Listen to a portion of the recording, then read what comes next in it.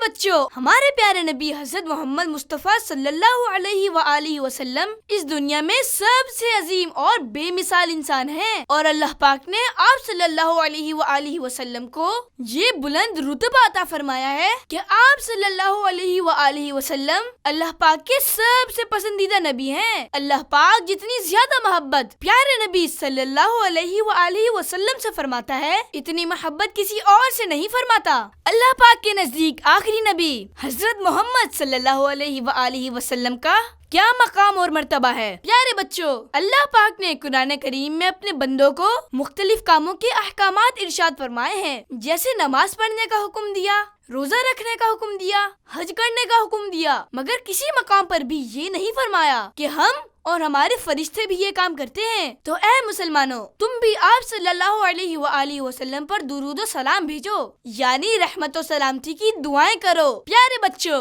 کہ اللہ پاک کے نزدیک ہمارے پیارے نبی صلی اللہ علیہ وآلہ وسلم کی عزت اور عظمت بہت زیادہ ہے، اس لیے ہمارے دل میں آپ صلی اللہ علیہ وآلہ وسلم کی بہت زیادہ رسپیکٹ ہونی چاہیے، اس لیے ہمیں درود و سلام پڑھنے کی عادت بنانی چاہیے۔ مصطفیٰ جان رحمت پہ لاکھوں سلام، شمع بزم ہدایت پہ لاکھوں سلام، کعبے کے بدر و دجا تم پہ کروڑوں درود، طیبہ کی شمس و ضحیٰ تم پہ کروڑوں درود۔